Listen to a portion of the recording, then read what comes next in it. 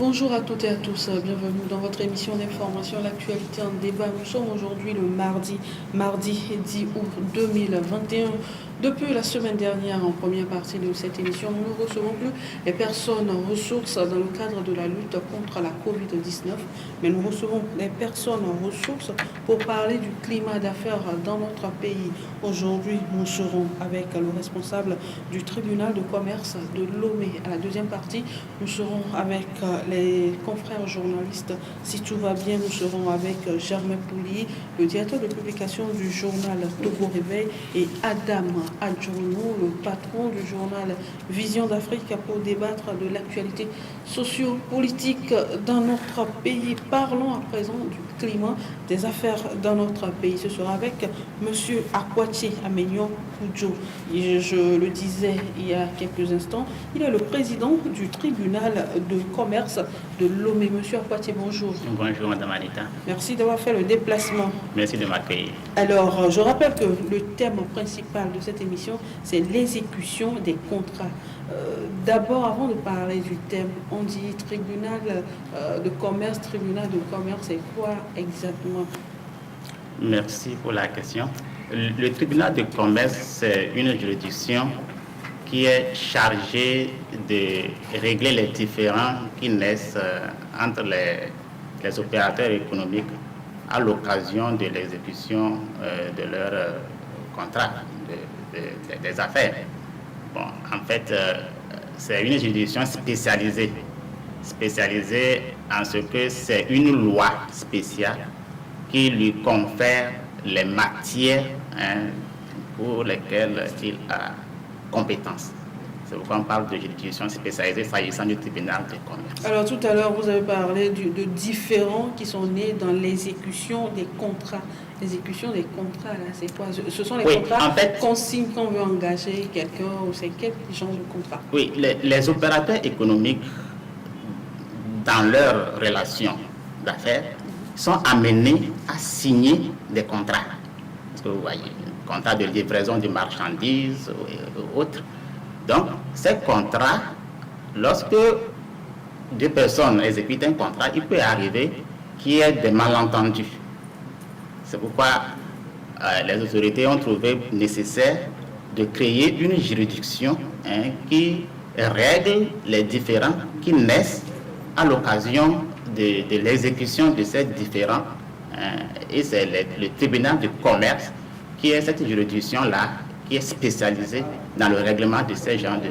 Est-ce que ces personnes-là viennent vers vous, ou bien c'est lors de différents échanges, vous voyez que des gens ont tel problème? Non, d'une manière générale, quand les citoyens ont des problèmes, ils vont vers une troisième personne, une autre personne, pour voir régler le litige qui naît. Dans nos familles, quand deux enfants se querellent, papa ou bien maman intervient pour les départager. Dans les communautés, au village, c'est le chef canton qui se charge de régler les différends qui naissent entre les administrés. Donc, de même, une juridiction, d'une manière générale, est chargée de régler les différends qui naissent entre les citoyens d'un même État. Mais on a créé un tribunal de commerce qui, là, s'occupe simplement des affaires. Est-ce que vous voyez des différends qui naissent entre les commerçants à l'occasion des différends qui naissent dans l'exécution de leur contrat de commerce, par exemple. Alors, si je comprends bien, je suis commerçante, vous êtes commerçant, on doit échanger des commerces. Ça n'a pas été ce qu'on s'est dit au début. Donc, je ne peux pas me rendre, par exemple, dans un commissariat pour dire qu'il y a tel, je dois forcément aller au tribunal de travail. De commerce. De commerce. Oui.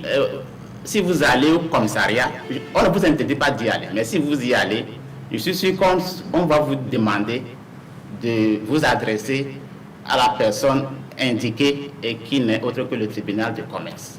Est-ce que vous voyez? C'est vrai, les gens... Ces histoires ne vont pas au commissariat, mais au tribunal. Non, c'est au tribunal de commerce. Pas même au tribunal civil. Parce que le tribunal de première instance, bon, indifférent, bon, c'est vrai, il peut arriver qu'un contrat ait une double nature. Si par exemple, vous achetez un billet d'avion, vous qui achetez le billet d'avion, vous avez accompli un acte civil. Mais la compagnie d'assurance, elle a exécuté ou bien elle a accompli un acte de commerce. Est-ce que vous voyez? Là, l'acte est mixte. Donc, la compagnie, si la compagnie veut vous assigner, elle est obligée de vous assigner par devant le tribunal civil, puisque vous avez accompli un acte civil. Mais vous pouvez l'assigner devant le tribunal de commerce ou bien devant la juridiction civile. Est-ce que vous voyez? Donc, alors, il y a des actes mixtes. Il y a des petites nuances. Voilà, il y a des actes mixtes. Mais si c'est des actes purement de nature commerciale, entre commerçants, voilà, c'est le tribunal de commerce qu'il faut saisir. Voilà. Alors, depuis un certain temps, on a remarqué qu'il y a des réformes. Parlez-nous des nouvelles réformes qui participent à l'amélioration de l'environnement des affaires auto. Merci. Comme je le disais, l'opérateur économique qui porte son indifférent, qui naît à l'occasion de son commerce devant une juridiction, et souvent, très souvent, ils le font, les opérateurs économiques. Donc, l'opérateur économique qui va donc saisir le tribunal de commerce, par exemple, voudra bien que son affaire soit réglée dans un bref délai. D'une manière générale, quiconque saisit le tribunal d'un litige veut bien que ce différend soit réglé. Mais compte tenu de l'importance du temps dans le monde des affaires, les autorités ont jugé nécessaire de mettre à la disposition de ces opérateurs-là une juridiction qui puisse régler ces différends de façon rapide, de façon efficiente et en toute objectivité. Voilà pourquoi, d'abord, il y a des réformes qui sont intervenues aussi bien sur le plan technique que sur le plan de la réglementation. Alors, on va y aller voilà. Sur le plan technique. Voilà. Sur le plan technique, depuis 2015, il a été mis en place la plateforme automatisée de gestion du contentieux commercial que nous appelons Forcetti commercial. Donc, il s'agit d'un logiciel qui permet de régler les procédures commerciales des chambres commerciales. Je vais vous préciser que au départ, le tribunal de commerce n'existait pas. C'est en 2019 qu'il a été créé. Bon, au départ, c'est les chambres commerciales qui existaient. C'est en 2013 qu'on a mis en place ces chambres commerciales-là. Donc, le logiciel-là, qui a été mis en place depuis Forcetti commercial, depuis 2015, gérait la procédure commerciale de ces chambres commerciales-là depuis la saisine. Depuis la saisine, c'est-à-dire depuis qu'on a porté la plainte devant cette juridiction, ou bien ces chambres-là, jusqu'à la décision finale. Autrement, l'assignation, par exemple, ne se fait plus manuellement.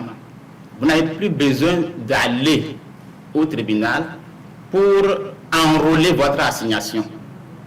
L'assignation, c'est quoi? C'est l'acte rédigé par l'huissier de justice dans lequel il y a les demandes et puis les moyens, les arguments qui soutiennent ces demandes-là. Donc, lorsque l'huissier vous rédige votre assignation, mais il va délaisser l'assignation à votre contradicteur, à votre adversaire, si on peut le dire ainsi. Donc, après ça, on saisit le tribunal. Avant, cette saisine-là, qui consistait à aller payer les frais d'enrôlement, les frais de saisine, pour que la procédure puisse être enclenchée, cette saisine-là se fait dorénavant de façon dématérialisée.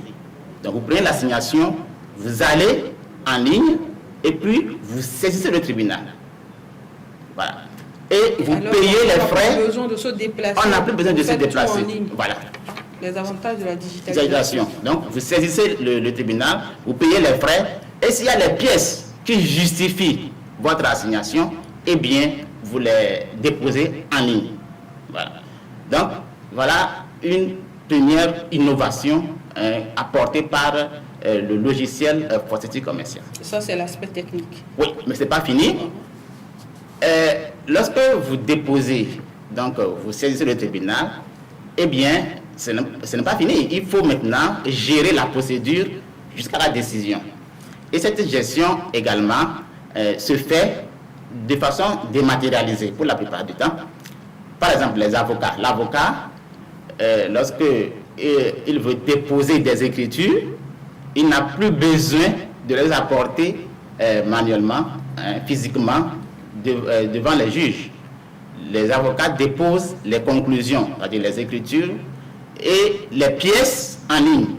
Et lorsqu'ils les déposent en ligne, ces pièces sont rendues visibles aussi bien pour le tribunal que pour la partie adverse, pour l'avocat de la partie adverse. Alors, si le dossier constitué incomplet, on signifie ça à l'avocat. Non, mais parce si que le dossier... quand vous apportez des dossiers, on vous dit il reste tant.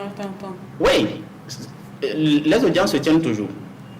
Les audiences se tiennent. Donc, de la même manière que si on apporte un dossier physique et que c'est incomplet, on peut ajouter. On peut également, digitalement, ajouter des pièces à des procédures, à une procédure en cours.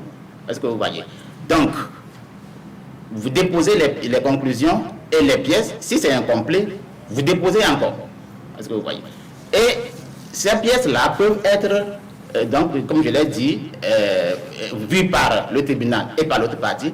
Et donc, l'autre partie, l'avocat de l'autre partie peut lire les actes-là en ligne, donc gérer ces actes-là en ligne sans avoir besoin de les imprimer au préalable. Est-ce que vous voyez? Avec votre ordinateur. Votre ordinateur pouvait tout gérer en ligne. Bon. Alors, l'avocat peut également suivre la situation d'un dossier qui est en cours. Est-ce que le dossier a fait l'objet de renvoi? Est-ce que le dossier a été mis en délibéré, c'est-à-dire est-ce que le juge s'apprête pour rendre une décision? Toutes les informations qui concernent un dossier donné peuvent être visualisées par l'avocat. Et il peut également visualiser les décisions. Si une décision a été rendue, eh bien, l'avocat peut visualiser cela en ligne. Il en est de même pour les juges et les greffiers. Le greffier aujourd'hui peut générer de façon automatique le rôle d'audience. Le rôle d'audience, c'est quoi? C'est la liste des dossiers qui vont être appelés à une audience. Donc, le greffier n'a plus besoin de prendre les dossiers un à un, de les saisir. Donc, il génère automatiquement. Et s'il y a des petites corrections à faire, il le fait et puis on affiche. Ou bien on met en ligne. Est-ce que vous voyez? Le greffier, les juges aussi peuvent envoyer, les juges comme les greffiers, ils peuvent envoyer des notifications aux avocats. C'est-à-dire que chaque fois que nous posons un acte dans un dossier, l'acte que nous posons se traduit en notification pour l'avocat ou bien les parties. Donc, si par exemple, on renvoie une affaire à une audience donnée à huitaine ou bien à quinzaine, eh bien, l'avocat reçoit un mail dans sa boîte électronique lui disant que voilà, votre affaire est renvoyée à telle date. Est-ce que vous voyez? Donc, tout acte que nous posons dans un dossier est notifié à l'avocat. Alors, ça permet de gagner en temps. En temps, on gagne énormément en temps. Et puis, on est informé. Vous n'avez pas besoin d'appeler ou bien de venir au tribunal pour s'enquérir de la situation de votre dossier. Est-ce que vous voyez? Donc, voilà ces réformes qui permettent donc de gérer de façon dématérialisée la procédure. Et, tenez-vous bien, aujourd'hui, le président du tribunal n'a plus besoin de répartir les dossiers aux juges. Et il y a une fonctionnalité de l'application photoéthique commerciale qui permet l'attribution automatique et aléatoire des dossiers aux juges. De façon que lorsque vous saisissez le tribunal de commerce, vous ne savez pas qui va gérer votre dossier. Par le passé... Alors, on ne peut pas dire, je connais ce juge. Ce n'est plus possible. Je lui fais une enveloppe. Bon, affaire. Ou bien l'enveloppe, ça tient toujours. Est-ce qu'on fait des enveloppes? Je ne sais pas. Sinon, en réalité, avant, il y avait des chambres commerce, des chambres du tribunal de commerce, première chambre, deuxième chambre, troisième chambre. Et les juges étaient répartis dans ces chambres-là. Donc, les avocats savent qu'à la première chambre, il y a le juge Kofi, Komla et Kokou. À la deuxième chambre, il y a tel juge, ainsi de suite. Est-ce que vous voyez?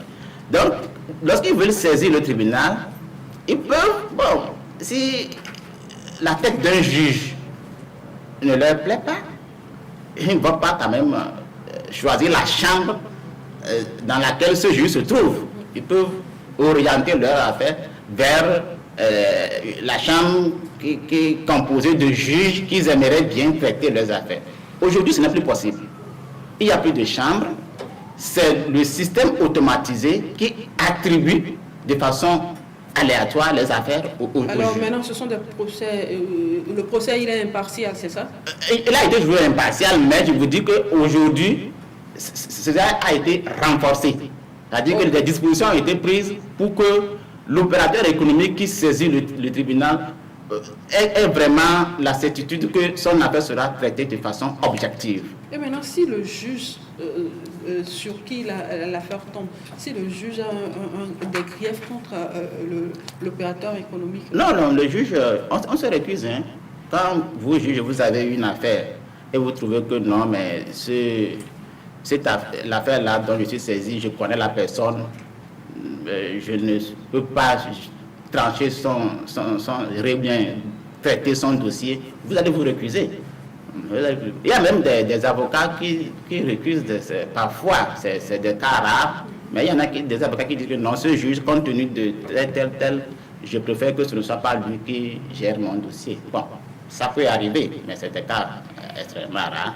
Sinon, en principe, c'est le système qui donc, attribue les dossiers au juge, et lorsque le juge a ce dossier, il le traite de façon impartiale.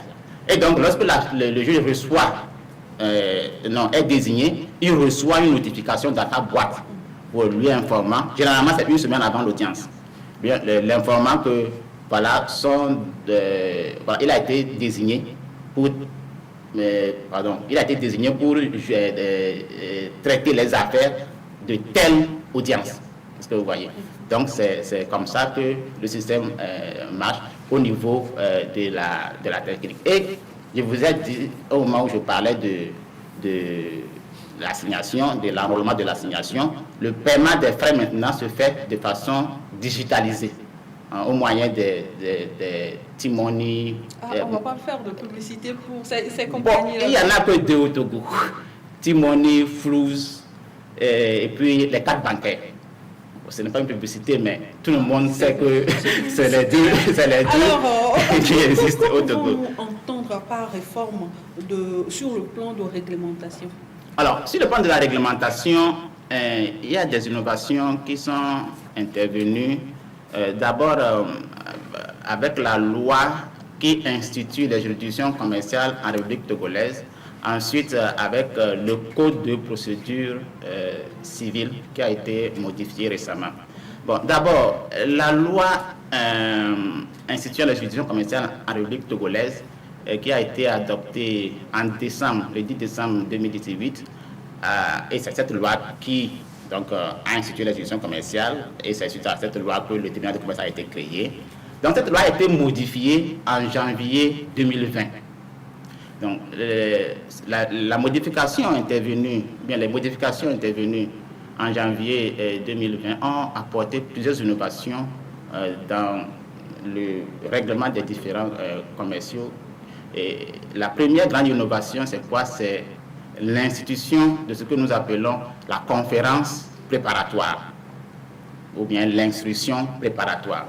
Bon, il s'agit pour les parties et le juge, lorsqu'il y a une nouvelle affaire, de voir d'abord si le tribunal de commerce est compétent pour gérer cette affaire. Parce qu'il arrive parfois que les gens se trompent.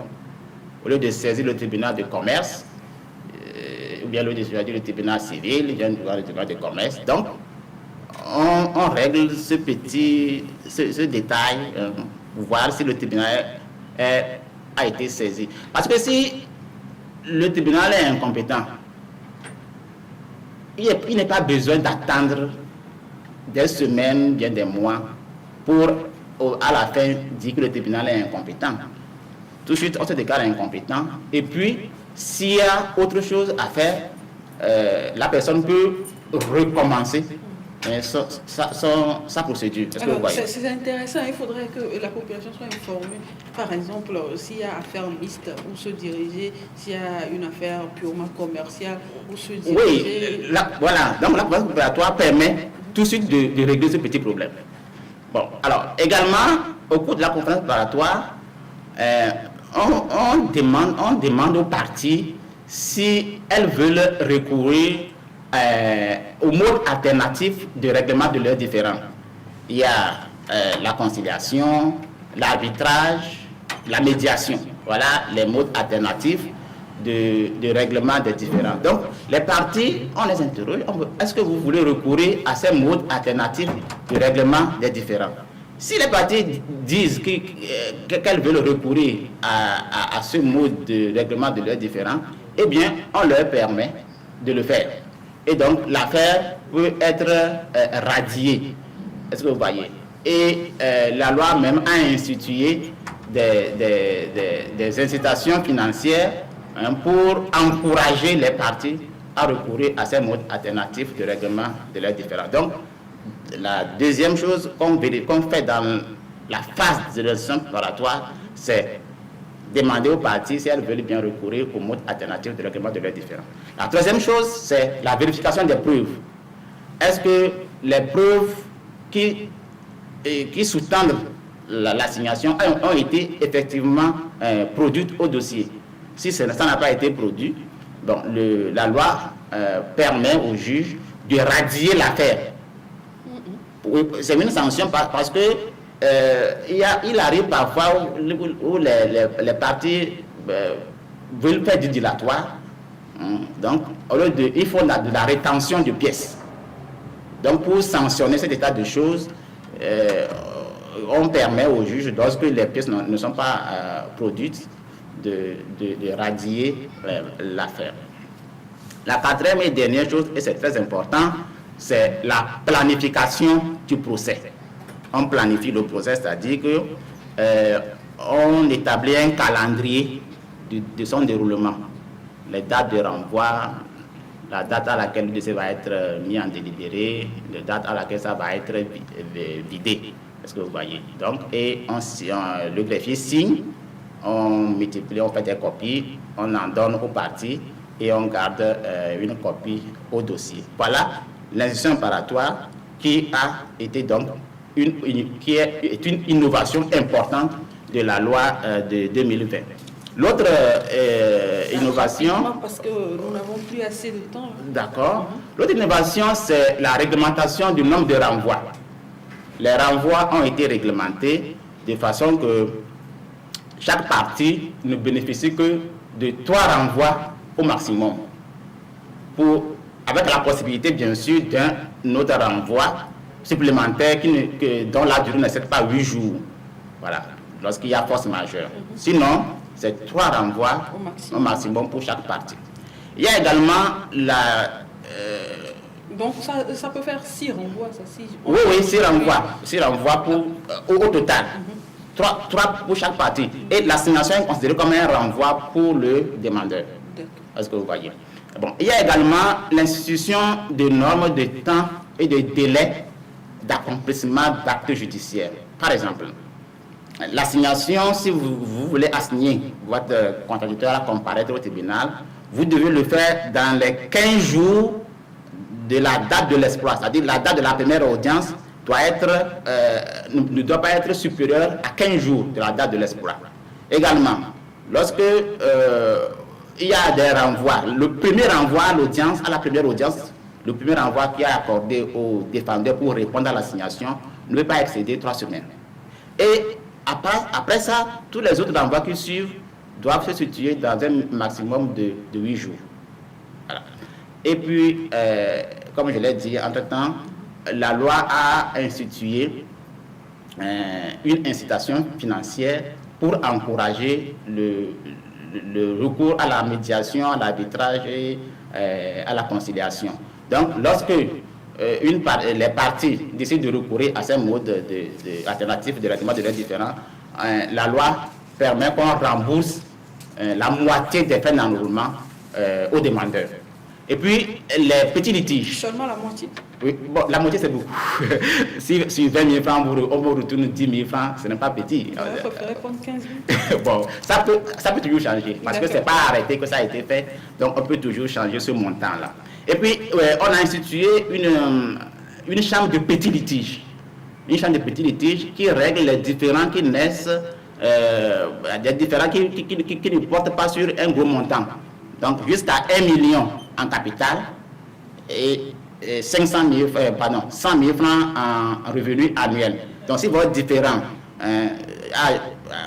pour capital jusqu'à 1 million de francs, alors c'est la chambre de petits litiges qui s'occupe de cette affaire. Et il y a une procédure simplifiée pour le règlement de ces litiges. Par exemple, au lieu de 3 renvois pour chaque partie, c'est 2. Lorsqu'il s'agit d'un petit litige. Même les frais d'enrôlement, au lieu de 20 000 francs, c'est 9 000 francs pour les petits litiges. Donc il y a toute une procédure. La durée du procès, par exemple, c'est 65 jours pour les petits litiges, alors que pour les litiges ordinaires, c'est 100 jours. Voilà. Et alors pour ce genre d'informations, si oui. Moi, citoyen simple, j'ai envie de connaître ces genres d'informations, est-ce qu'il y a un site sur lequel on peut aller rapidement? Le site, oui, c'est le site du tribunal de commerce de Lomé, c'est le www.tribunaldecommerce-de-lomé.tg. Donc lorsque vous y allez, nos tests sont là, tout est là, toutes les informations sont là. Il y a même le mot du président qui détaille tout ce que je viens de vous dire. Alors, monsieur Akwache, nous arrivons à la fin de notre entretien. Votre mot de fin? Mon mot de fin, c'est de dire que les réformes que nous avons, qui ont eu lieu aussi bien sur le plan technique que sur le plan de la réglementation, ont apporté un plus pour la transparence, la traçabilité des dossiers, la sécurité dans le traitement des dossiers. Et également, ça a permis de limiter le recours au dilatoire. Et aujourd'hui, les résultats sont là. Le taux de règlement des litiges est de 90%. C'est-à-dire que sur 100 dossiers que nous avons, 90 sont aujourd'hui réglés. Le délai de traitement des dossiers est amélioré, nettement amélioré. Aujourd'hui, en 60 jours en moyenne, nous réglons une affaire. Donc c'est pour vous dire que le tribunal de commerce de Lomé a vraiment gagné. L'impact de ces réformes-là sur le fonctionnement du tribunal est notable et peut être vérifié en ligne. Vous allez passer de 60 à 30 on l'espère. Tout dépend. À 20. Merci à vous, monsieur Akwache Amenyon Kudjo, d'avoir participé à cette émission. Je rappelle que vous êtes le président du tribunal de commerce de Lomé. Bon retour à vous. Merci chers beaucoup. Téléspectateurs. Ce sera donc la fin de cette première partie.